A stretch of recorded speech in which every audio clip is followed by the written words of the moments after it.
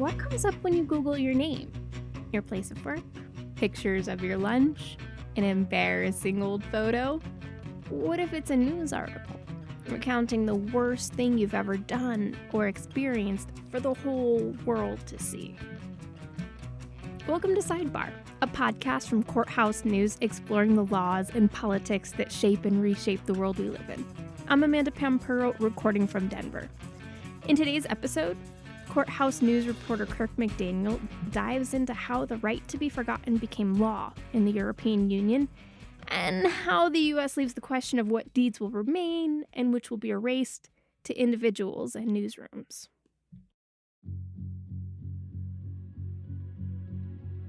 You have probably at some point heard of the internet referred to as a tool. Endless streams of information are available at your fingertips, and with the advent of smart mobile devices, no one is bound by cords to attain it. If this is all familiar to you, then you're probably also familiar with the foreboding maxim, the internet never forgets. It's not just cringeworthy pictures of a night on the town that lives on in cyberspace. News about people's run-ins with law enforcement, financial ruin, or dumb decisions they made earlier in life. The existence of this information for all to see has brought about the conversation over the right to be forgotten from the internet. To understand what the right to be forgotten is and its place in modern society, we have to take a trip over to the European Union and talk to Molly Quell, Courthouse News' EU correspondent. Molly covers several courts from her home base in the Netherlands, including the European Court of Human Rights and the European Court of Justice. As citizens of the European Union, we all have rights under EU law. These rights are ultimately interpreted and safeguarded by the Court of Justice of the European Union. The EU had sort of enshrined this in law actually quite a long time ago. It dates from the 1995 Data Protection Directive, it's called, which was a European Union directive that regulates, the processing of personal data within the European Union. In 2014, the right to be forgotten hit headlines all over the globe after a man in Spain sought to have links to a newspaper article about him removed from Google search engine results. So the facts behind the case are that in 1998, the Spanish newspaper La Vanguardia published some announcements about the forced sale of properties because of unpaid taxes. I think it was Social Security debts. These properties belong to a man. His name is Mario Costaña Gonzalez. In 2009, this guy asked the newspaper to take these notices down. Basically, he said that if he searched for his own name on Google, the first thing that came up was these forced sale announcements, and that this was bad for business, and he didn't want this information to continue to be public. The newspaper declined. So in 2010, he contacted Google, who also refused to take it down. And then he complained to the Spanish Data Protection Agency, whose acronym in Spanish is AEPD, which is why the case is called Google Spain versus AEPD and Mario Constaña Gonzalez. The AEPD rejected the complaint against the newspaper. So they said, the newspaper doesn't have to take this down, but they upheld the complaint against Google Spain and Google Incorporated, which was based in the US, and to ask them to remove the links. And Google refused. And so Google appealed the decision to a Spanish court. It wound its way through Spanish court and eventually ended up at the European Court of Justice, which held hearings in, I think, 2013, and then put out their decision in 2014. The European Union's Court of Justice has ruled in favor of what it calls citizens' right to be forgotten. According to the BBC, the court's ruling requires search engines to remove links in search results upon request if those links are, quote, inadequate or no longer relevant. It's a bit of an interesting concept. I think it's a bit of a misnomer, actually, because it sort of implies that you can be forgotten, but actually what it often is focusing on is de-indexing. So removing content from search results. This is predominantly Google, especially when you're talking about the European Union, because something like 90% of internet search traffic in the EU runs through Google. Since 2014, Google has received over 4 million requests to delist search engine results. Around 49% of requests lead to URLs being taken down and unable to be seen by anyone living in the European Union. From what we understand from Google, mostly people who want stuff taken down, it's kind of two things. It's sort of what you mentioned. It's criminal convictions or like sort of bad business practices. So like this original case in Spain that had to do with like some guy not paying his taxes, like this kinds of stuff. People tend to have different feelings about how much you get to be forgotten and how long in the past. I mean, I think that if you're a 18-year-old kid who gets busted for smoking marijuana, I think most people would probably say that, like, yeah, when you're 45, that shouldn't be the first thing that like comes up on Google. But a lot of other stuff, it's like just a very hazy place.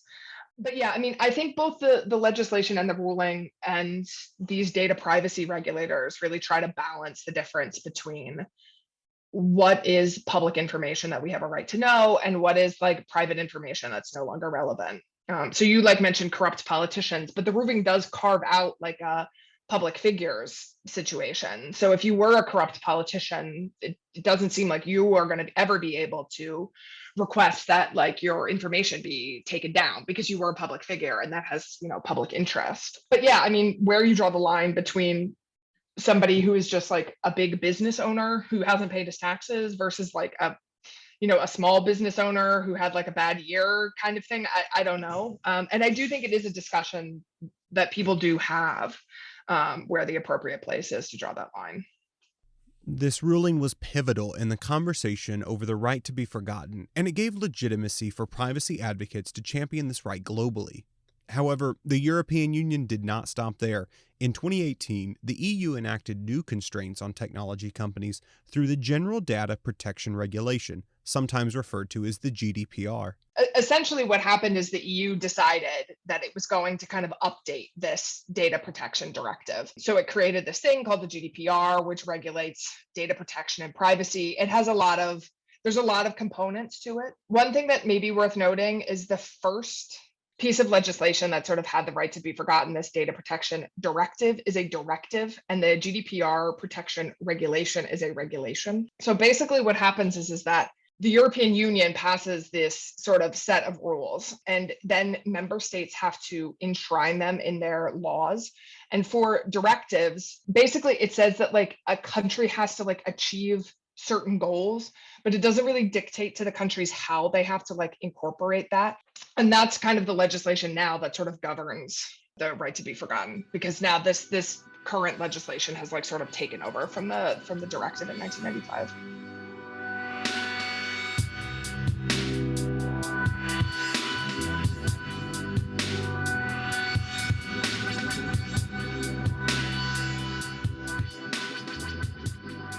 So every time you went onto a website, you would a box would pop up, a dialog box would pop up and ask you, do you allow these cookies or do you not allow these cookies or these to be used? And that's essentially what is the big change for the average person who's on the internet in Europe, is that internet websites have to ask for your consent. And the idea is that it should be as equally easy to make the consent as it is to deny the consent. My name is Kane Berto. I'm the EU correspondent for Courthouse News Service. I'm based in Sicily, and I cover what's happening in Europe. And occasionally, I also cover the European courts. One of the things I noticed, probably personally I noticed the most, was once the rules came into place, suddenly I was like, I could go and look at news websites in places in America that I used to go look at, of course, because I lived in Louisiana, New Orleans, Louisiana, for 15 years working for the Associated Press. And all of a sudden, as soon as the rules kicked in, various news outlets in Louisiana just decided, I guess, not to try to bother to join the game, the European game. And so the website, you go into WWL TV, the largest broadcaster in the South, basically in the Gulf South. And I can't look at their website. Still can't look at their website. And various other websites, especially smaller newspapers, can't look at them because they haven't adopted the GDPR rules. The GDPR had a wide-reaching effect on the internet as a whole, but how did it change the right to be forgotten? So the process works like you go to Google and you fill out a form. essentially. Google asks you to identify your country of residence, some personal information, the list of URLs you want removed, and in some cases like identification. So like maybe a passport or some sort of, national identity card to say that you are the person that you say they are. I only tell you what Google does because, like I said before, like the overwhelming majority of internet search traffic goes through Google in the EU. So I'm not even totally aware if other internet search companies, presumably they must because it is the rule, but I don't know if they do things any differently.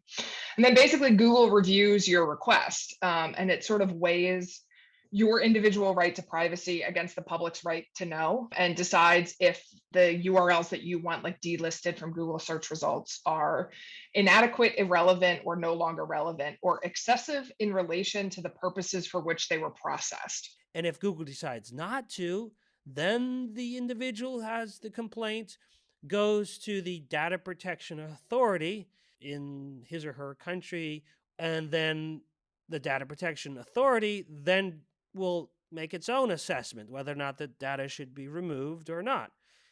And let's just say the data authority says, it should remain. There's no reason to take it off. Well, the individual then can go into the legal court system to try to get the data removed. And you can go through all the various levels of appeal. So that's in essence how the system works.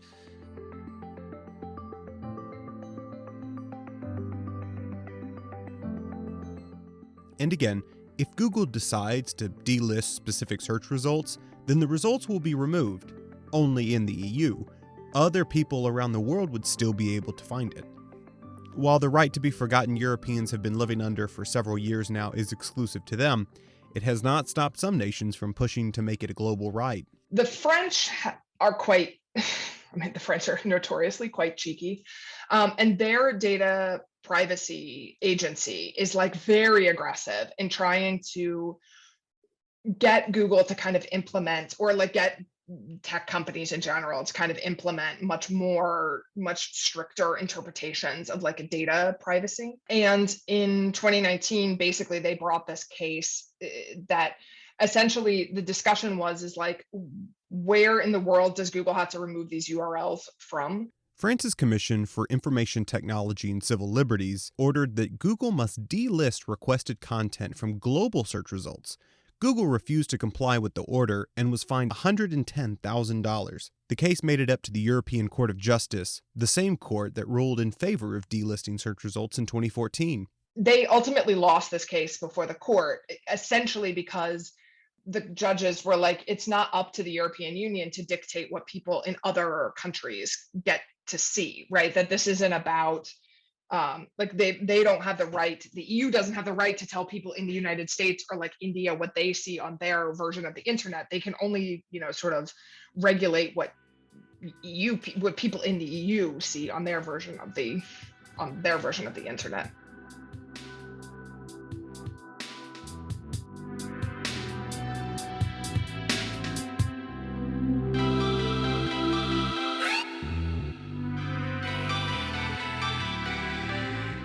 While the conversation over the right to be forgotten is a relatively new one, Europeans' concerns for data and privacy actually date back much further, going as far back as before the fall of the Berlin Wall. In the EU, a lot of this was kind of kicked off by German reunification in 1989, when East Germany was reunified with West Germany. It got a lot of EU people, leaders thinking about what to do with data protection, because the Stasi, the Soviet Union secret police, had collected a lot of data on people, and obviously were using this information in like ways that we did not totally, approve of, or we didn't really like. And so it kind of started a discussion within the EU. And then, by 1995, they had like put forth this directive that allowed for this concept of the right to be forgotten. The interesting thing about Europe is that the regime, or this idea of protecting people's personal private lives more than the American concept, comes out of a history of totalitarianism, of Nazism, of the Nazi regime, of the Stasi police, of Europe's brutal and dark history of dictatorships. So there's a fear in Europe that governments are always spying on you. We do not want to allow anyone, any big government or big company, to get access to my personal information because of this very, very bad history. As technology continues to evolve and our lives become more increasingly online, nations around the world grapple with providing privacy and the right to know to their citizens. Data protection is an issue that will only become more important, especially as a younger generation is raised in a world that exists on a physical and digital plane. I do suspect as we go forward, I mean, I'm 37, and so a lot of my childhood and teenage years, there was no opportunities to kind of post a lot of stuff online. Whereas, kids these days, it's endless baby photos of my nieces and nephews, and it will just be like this until they are adults. And so I wonder what those kids are going to say when they are 37 about how they feel about, having all of these, their whole photo albums put online. So I'm curious, I guess, to see what sort of happens going forward.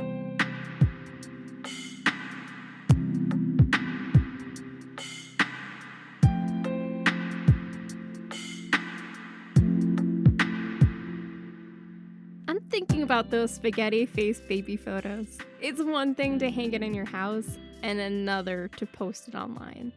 While the EU is drawing some limits for online content, the US is far from considering being forgotten a right. We in the United States do not have a right to be forgotten. Both the Congress and courts have long sided with people's right to know and speak freely without fear of censorship. But that does not stop the conversation from entering into our public discourse. The right to be forgotten. The right to be forgotten. The right to be forgotten. A poll conducted in 2020 by the Pew Research Center found that 74% of U.S. adults felt it was more important to keep personal, even damning information about them from turning up online than it was to learn information about others. So, what is the current state of U.S. content regulation? When you're talking about the right to be forgotten, you're really talking about privacy laws. And in the United States, we do have privacy laws, but we really value the First Amendment and freedom of speech over the right to privacy, which I think is the big difference between our privacy laws in the United States versus in the EU. Hi, my name is Allie Arco, and I'm an attorney at Corman, Jackson, and Krantz in Ohio. I focus my practice primarily on internet defamation and content removal. So anything that relates to an internet issue, defamation occurring online, or any sort of internet content popping up in search results that is harming someone. Allie works on the front line of helping people regain control over their online presence. For the most part, people that come to me that are looking to have content removed are doing it because they are at a point of desperation. They're not able to work. They can't secure employment. They can't financially support themselves because content is so damaging. It's complicated because there's definitely an inherent value to the public for there to be freedom of information and a free flow of truthful facts really on the internet. But there's also a point where people are harmed and can't attain work when they have negative content posted about them on the internet. And there's also information that might have been true at the time that's no longer true. So for example, if someone is charged with a crime and they get exonerated in court, it's true that they were charged for that crime. So there could be a news article saying they were charged with no follow-up, and that could be really damaging, even if a person was falsely accused and was completely exonerated in court. So I think that there are definitely situations where content should be removed. And I think it's complicated to think about all of the different ways that this could happen. I think specifically for minors, this is a huge issue that is really only growing as our reliance on the internet grows. Well, first of all, you can't sue the websites to get information off. They're protected. That's Paul Sternberg, an attorney based in Houston, Texas, who also practices defamation and content removal law. He shared with me his experience in helping people manage their online presence. There's a statute called the Communication Decency Act, and essentially what that does is that protects the websites. And the history behind it, which I think is really interesting, is there was an initial case in the 80s with CompuServe and Prodigy, they got sued by some individuals that were defamed on their websites. They went before Congress and they said, listen, if we don't have complete immunity, we're going to shut down the comments on the internet. And so Congress said freedom of speech, and they gave complete immunity to the websites. So as long as the website doesn't write the defamatory content, as long as they don't have any material alteration to what someone else writes or posts, they cannot be sued. So how do you get information removed? Well, there's several ways. Number one, if you have a high presence on the internet, it's practically impossible. I mean, it just is. If you have a smaller presence, then obviously you would close the accounts that you have access to. Normally you can go to the website and see what their parameters are for taking your name off of it. Some websites just won't do it, and there's really not much you can do about that. So essentially, in the end, complete content removal from the internet, if you have any presence at all, is fairly difficult unless you have a valid reason to get it removed. All right. So laws in the U.S. primarily back content providers in the First Amendment, but you can still get content removed from the internet. How does that work? I would say it really depends on the type of content you're talking about. But if you're talking about revenge porn, that may be easier to remove than a photo that someone consented to being posted on the internet. If you're talking about a news article, an article that's old, an article that is related to something that was expunged or sealed, those would be easier to remove. But I think there's also certain things subject matter wise that are more difficult to remove. And that would be anything related to a financial crime, anything related to something sexual in nature, anything that's gone viral. And a huge difficulty actually in content removal, which is interesting, that's not just United States based, is actually where the content's published. So if content's published on a US site, they have to adhere to US law, and that makes it a lot easier to attain removal. But anymore, the internet is really not just domestic. And so if content's posted on a website that's hosted overseas, removal efforts may be much more difficult.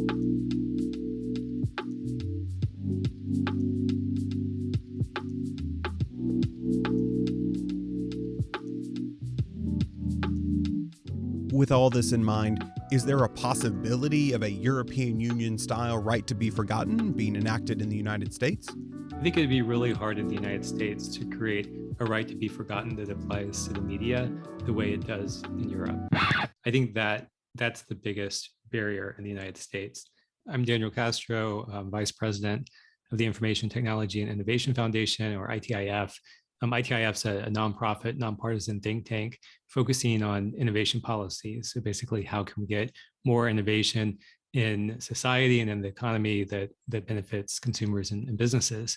And my focus in particular is around tech policy. So, looking at everything from drones to the internet to AI to understanding, how we can have policy that allows for responsible and positive innovation.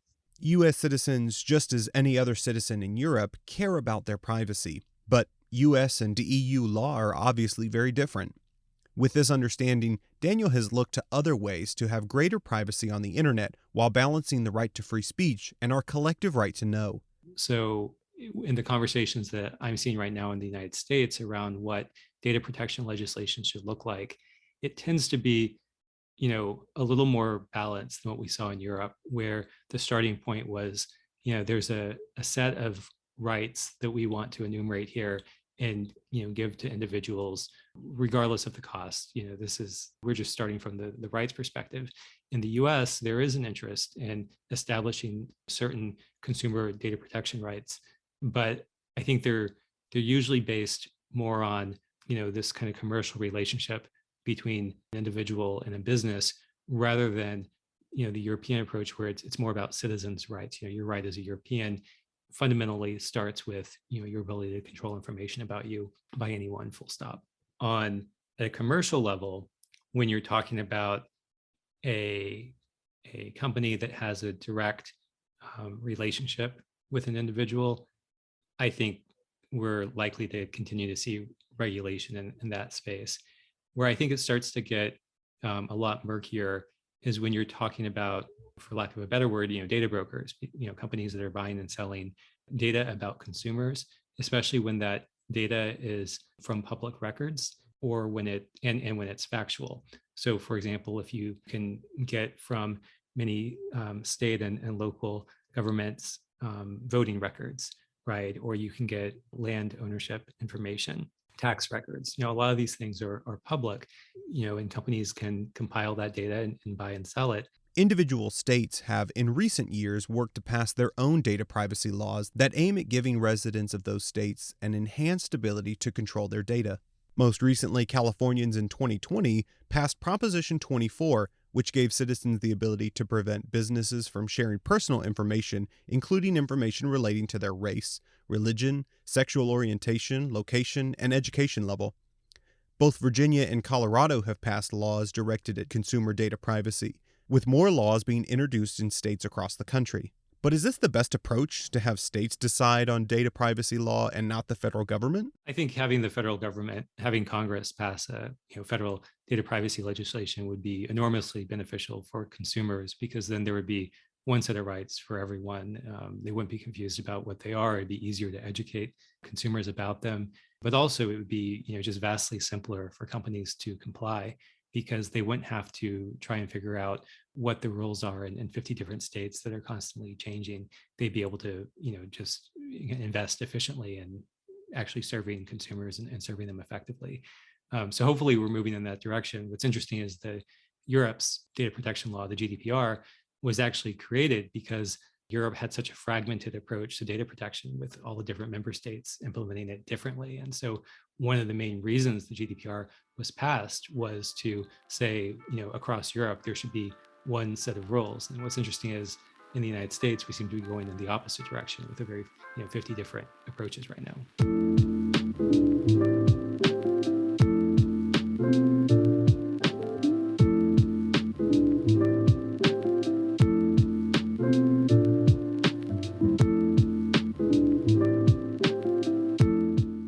Any legislation that targets how information is shared and lives on the internet will have a deep impact on content providers, especially the news media. But journalists are people too, who value privacy and the ability to move on from past mistakes. And especially in the past, say, 5 to 8 years, especially how crime reporting has changed as our resources have changed in newsrooms.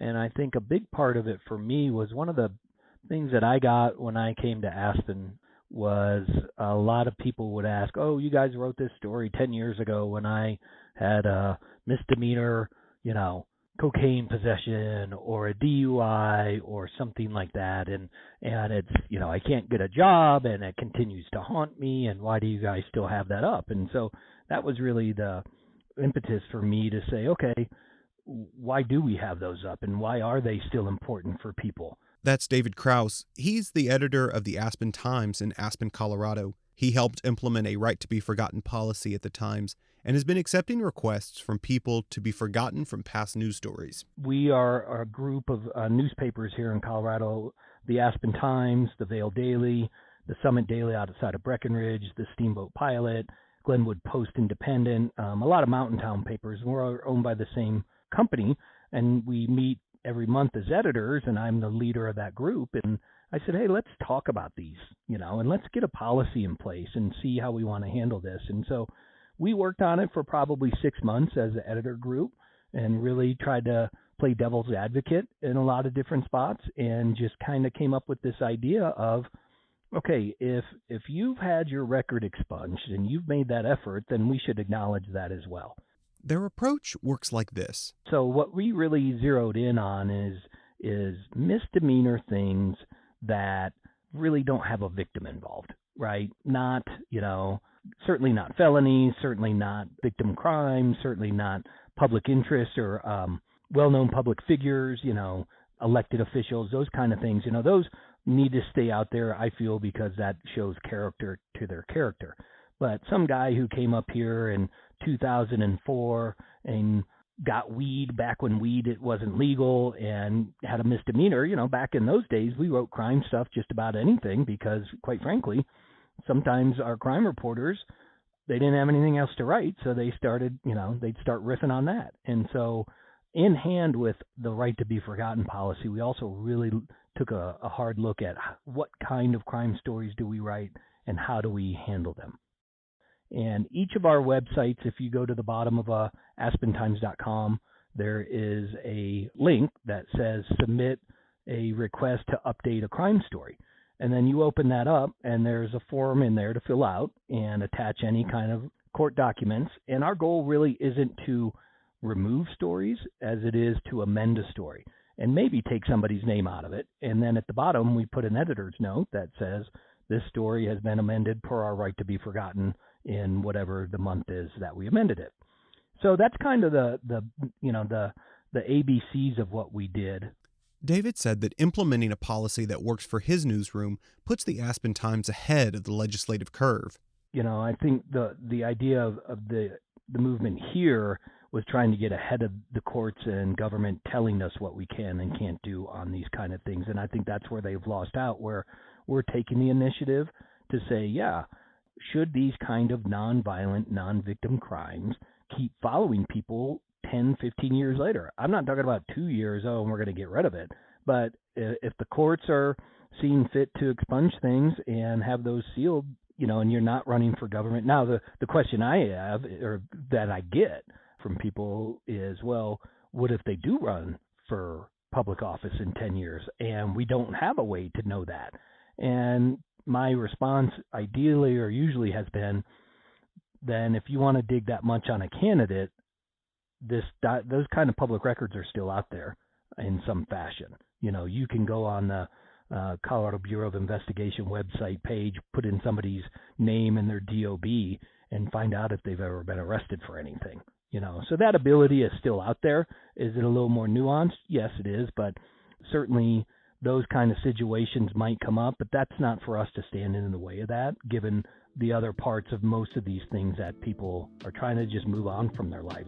The idea of the right to be forgotten has spread from newsroom to newsroom across the country, and media companies have taken up the concept and made it into a movement that, in a way, allows people to move on but still preserves freedom of the press.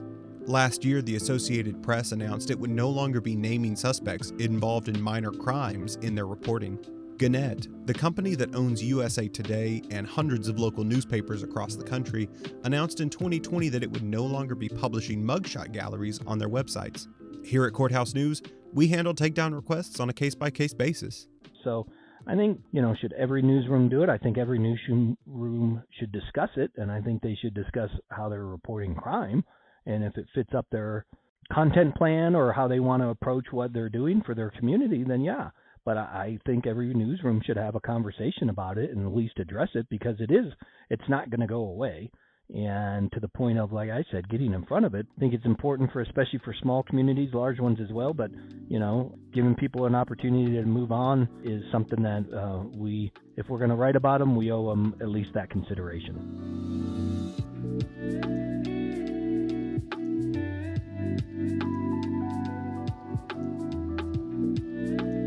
What have you tried to remove from the internet? Tweet us at Sidebar CNS. I want to hear about the whole nitty-gritty process. Follow Courthouse News on Spotify, Apple Podcast, and YouTube so you don't miss the next episode. I'll be talking about lingering election fraud conspiracies and Congress's own Great Resignation.